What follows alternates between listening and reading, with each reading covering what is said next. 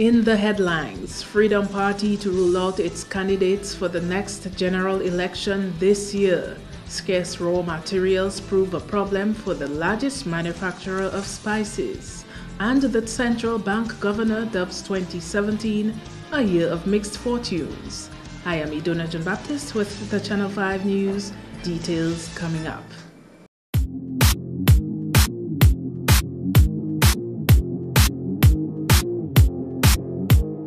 Welcome back. The Dominica Freedom Party is set to hit the ground running in 2018 as it plans to roll out a slate of candidates to contest the next constitutionally due general elections. Andrea Dwi has that story. During a recent interview with Channel 5 News, a political leader of the Dominica Freedom Party, Kent Vital, said revealing candidates to contest the next general elections is top on the agenda for the DFP this year. The Dominica Freedom Party had been the ruling government under the leadership of Dame Mary Eugenia Charles from 1980 to 1995. The last time the Freedom Party realized some level of success at the polls was in the general elections of 31st January 2000, when it won 2 of the country's 21 seats. Charles Savre had won the Roseau Central seat and Frederick Barron the Soufriere constituency for the DFP. Interest in the party is growing as we speak. I mean, it's growing. Before the hurricane impacted, I recall we having a meeting in Portsmouth with a group of persons there. And in that one meeting, there were 4 potential candidates in that one meeting in that particular area. Just recently, I've had a chance to speak with 2 other persons who have expressed interest in representing the party. I mean, even after the hurricane and after the resignation of Dr. Sam. So the interest in the party is growing tremendously, and we're in a very good place. A lot of what will be happening is that we'll be showing some of our team.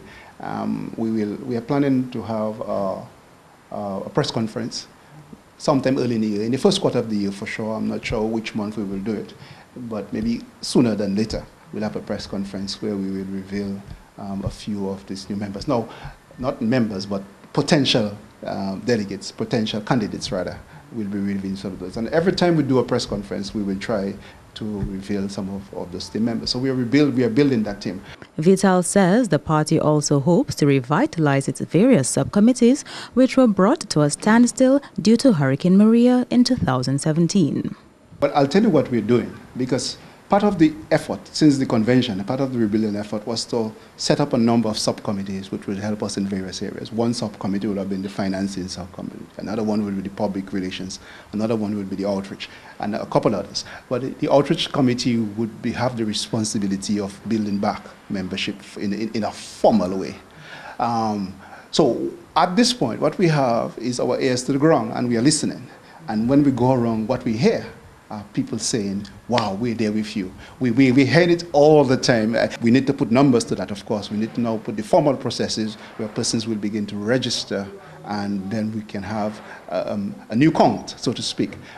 So we were about to do that before the hurricane. We were disrupted by the hurricane, but pretty soon we'll get back, set the committees in place, including the outreach committees, and part of their task would be to more formally register all our members. We're getting back to a stage where we will again be reaching out to the communities, this time not only because we want to build our constituency branches, which is important, but also because we want to keep an eye on what's going on with recovery, the kinds of humanitarian assistance that people need out there. We'll be keeping an eye on that. We'll be trying to stay in touch with the people to advise and to help in whichever way we can. The country's largest manufacturer of seasoning and spices has resumed operations, but is struggling with a scarcity of raw material. Owner of the Shaw Lifesaver Seasoning Products, Bernard Imani Shaw, says Hurricane Maria interrupted his operations for 2 months. 3 months down the line, we're kind of thinking of recovery. We're in a recovery mode. We did suffer some things from the flooding of the Roseau River especially. I think that was what caused more damage to us here, because we're in Pottersville, and the Roseau River actually flooded the whole area and brought down a lot of debris and a lot of mud and a lot. So right where we're standing was actually maybe 4 to 5 feet of water. Everything of the past was wiped away. So all records, all documentation, everything gone. So there's nothing we can go back to in terms of the history in terms of documentation of the history. Life have to go on, and just decide that we're going to start all over again, and that is what we did. So we began again on 1st of December. The unavailability of crops will pose a major setback to Shore's trade, as the island suffered 100% destruction to its agriculture industry. You'll find things like the crops which got destroyed. For example, cinnamon. I mean, that was a big blow for us because we deal a lot with cinnamon, and Dominica has a lot of cinnamon. And you find because of that impact, if the cinnamon was a little, it's going to be worrisome now getting cinnamon in Dominica for a little while. Still, he has been able to export to his overseas market of Antigua despite labeling and packaging constraints. There were external situations which caused us to feel more impact as well. For example, we can talk about Campbell's labeling and packaging, who provide all our labels for our products. And I mean, and they got a heavy blow. And therefore we were, even starting again 1st of December, it was problematic because we had to find out how we're going to get labels, because Campbell's could not function any longer for the time. So because of that, you find the impact would be felt, you know, and we had to scramble here and scramble there, get some makeshift labels here and there, you know, get some from Campbell's still because they ended up salvaging a few sheets that they could do some labels, and we are thankful for that. While the private sector community has called for government to intervene, Shaw agrees and says the state's intervention cannot just be about providing special loan facilities. There was this talk before of government having put in money into the aid bank, for example, for manufacturers, and bringing down the interest from 3% to 2%. But we feel that that is not enough, really and truly. I mean, a catastrophe like that, you can't just tell people, go and take loans. People maybe have under existing conditions that they already have loans, you know, and you're asking them to take further risks. There are ways and means that I think that the government should look to cure what happened. For example, we can't just talk about loans. We have to talk about part loan, part grant arrangements. You know what I mean? Because the businesses need to be subsidized to a certain level. Don't care what we want to talk about subsidies, but it is a real thing. I mean, it's being done in the bigger countries. And government would have to come in to bail out and do certain things that can cause us to move on. Despite the challenges in getting sponsorship this year, it appears to be all systems go for the staging of the 2018 Stardom Calypso tent. Here's Andrea Louis again with more. Chairman of the Stardom tent, Norman Later, told Channel 5 News that a few adjustments have to be made to the venue of the show. In the past, the tent was held at the Cicero Hotel in Newtown. Last year, however, Stardom tent had moved to the Strip on the Lubia Highway, which will also be the venue of the tent this year. We are well on the way. We are prepared for Saturday. Obviously, because of Maria, we don't have as many sponsors as we normally have. We don't even have half of what we normally have, a quarter. But we still have one or two. And as I say, Lotto has helped us tremendously this time. They've come up because of this situation. And we are having it enter the same venue as last year, the Strip. Mr. Emmanuel is making a great effort to get it ready. I can't tell you it will be as good as last year. We have our usual calypsonians. I mean, we have Caressa, Daddy Chess, Observer, Tasha P, Checker, Chris B, Intruder, Genius, Son of Saint, Walksock, Sour, Stefan, Healer, JD, Scrunter, and many more. I can't remember all the names now. You know, there's a lot of calypsonians. But we should have maybe at least 25 or 30. The Stardom tent had become a regular Wednesday feature on the Carnival calendar, but later explains that this year the days of the show will be alternated. The opening tent is on a Saturday, Saturday the 6th. The next tent is on Wednesday, the following Wednesday, right? And then the other tent, because the quarterfinals is on the Saturday, so you can't have a tent on any other day, that's Wednesday. But the following tent will be on the next Saturday. And the following one will have to be on Wednesday because that Saturday is semifinals. So it looks like it will be Saturday, Wednesday, alternating. I know the tent is going to be good because I've heard a few of the songs. I wouldn't say who I think is strong, who I think is not strong, because they would say I'm biased, but there's quite a few good songs. And speaking of Carnival events, Leta, who is also manager for the Swinging Stars Band, says the public can look forward to the annual Lagos Street Jam this season. He explained that, luckily, last year's hurricane caused no significant damage to the band's equipment. There was a landslide that passed on both sides of the building where we practice. The dirt was about this, maybe 4 feet, 3 feet, 4 feet high. The equipment, but we didn't lose any equipment. The equipment was just in a state. So we cleaned up the place, painted most of it, all the boxes and so on. And there are still some to be painted, and the amplifiers have suffered, you know.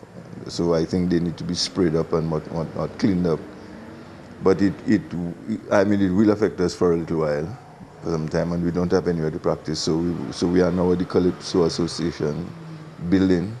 Now, I know that people look forward to the Swinging Stars putting on their annual Lagos Street Jam, and I know the calendar of events haven't been released just yet for this year's Carnival celebrations, but can we look forward to that from the Swinging Stars, the annual Lagos Street Jam? Yeah, definitely. The thing is, I am hoping we'll get the same sponsor. Carib has been sponsoring it for the last few years, but if they fail, I suppose we can. We think there are some other businesses we could check.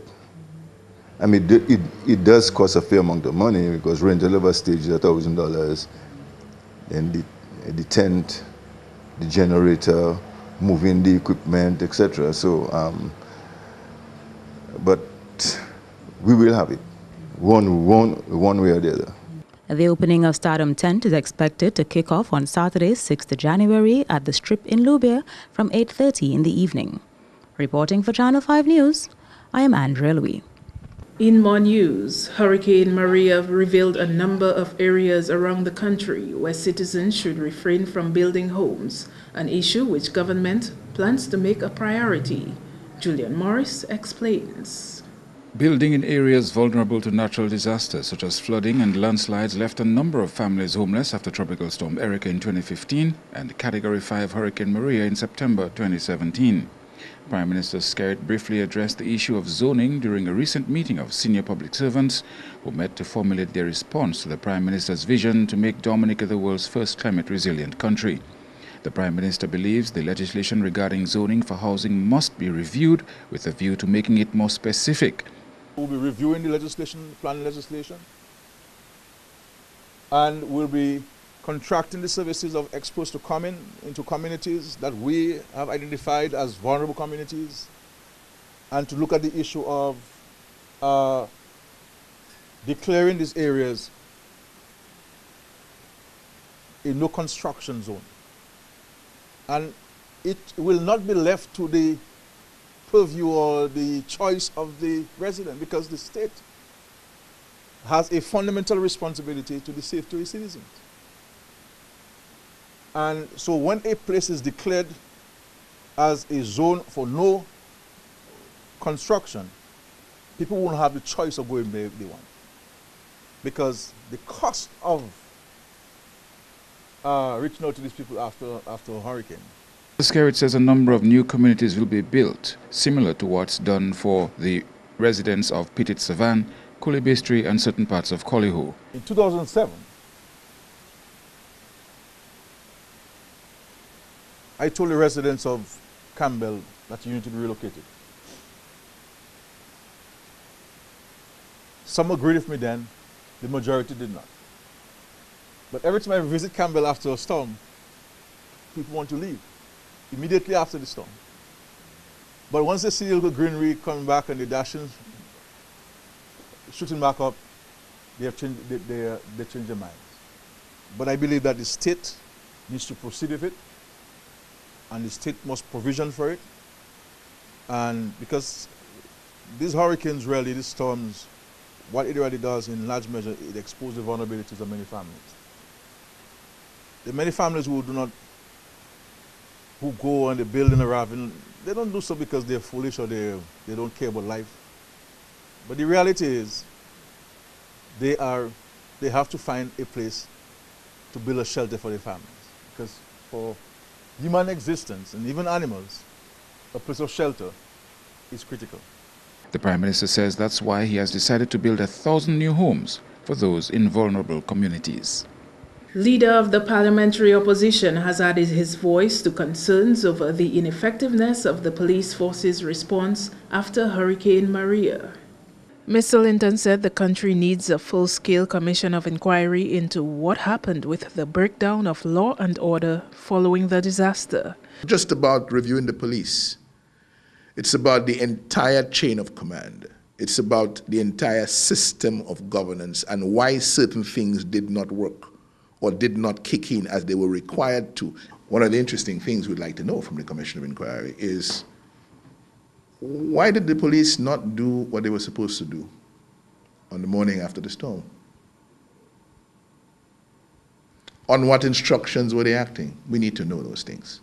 The opposition leader participated in an interview as part of a review of the Dominica police force. I was invited to speak with the review team, which comprised 2 officers from the Jamaica Defense Force, Colonel Jamie Ogilvie and Officer Henry, and the permanent secretary in the Ministry of Justice was in the interview as well. So I was interviewed by 3 people. And I left them with a 6-page brief on what we feel needs to happen with policing in Dominica. Just to summarize that, it has to become a police force of the people and not a police force of ruling party politicians, first and foremost. If it's a police force of the people, it takes on a totally different character. And if it is resourced properly, meaning that the communication equipment is provided, you have adequate personnel to be deployed in the different situations, then we're on our way. And Governor of the Eastern Caribbean Central Bank, Timothy Antoine, has described 2017 as a year of mixed fortunes for the Eastern Caribbean Currency Union. The ECCB governor says until September, the currency union was on its way to recording its fastest growth in a decade. This welcome development was rudely interrupted and reversed by the passage of Hurricanes Irma and Maria, 2 of the most powerful storms ever recorded. 5 of our member countries were impacted, with 3 receiving direct hits. In the aftermath of these storms, the ECCU family spirit was on full display as we supported affected members. The management and staff of the Eastern Caribbean Central Bank and its affiliates, the Eastern Caribbean Home Mortgage Bank, the Eastern Caribbean Stock Exchange, and the Eastern Caribbean Securities Regulatory Commission, have made personal contributions to bring further relief and some Christmas cheer to children in Dominica, Antigua and Barbuda, and Anguilla. As we look ahead to 2018, we are excited about the implementation of our strategic plan, styled Transforming the ECCU Together. On the sports scene, West Indies faced a must-win situation in their 3rd and final T20 against New Zealand, but fell to the Zealanders, who won by 119 runs on Wednesday. Kenny Williams has more. It was truly a bitter pill to swallow for the Windies to finish the tour of New Zealand with 0 wins. With a well-deserved player of the match and series awards, Zealanders Colin Munro became the first batsman to score 3 centuries in T20 internationals. Munro flirted with a century to finish on 104 runs after facing 53 balls, which included 10 sixes and 3 fours. Martin Guptill was also instrumental in his team's win when he contributed 63 from 38 balls. Together with the other batsmen, the home team finished on 243 for the loss of 5 wickets. Carlos Brathwaite was the pick of the Windies bowling when he picked up 2 wickets for 50 runs. Set an unlikely 245 for victory, the Windies were bowled out for 124 runs in 16.3 overs. Andre Fletcher was the only batsman of note for West Indies with 46 of 32 balls. Opening batsmen Chadwick Walton and Chris Gale were out for duck after a total of 3 balls were delivered. This means that the Windies will be looking for redemption when England tours the West Indies next month. England A is scheduled to face an eager West Indies side in a tour match on February 5. The first test between West Indies and England is set for February 11 at Trelawney Complex in Jamaica. Kenny Williams, Channel 5 News. To end the news, the headlines again.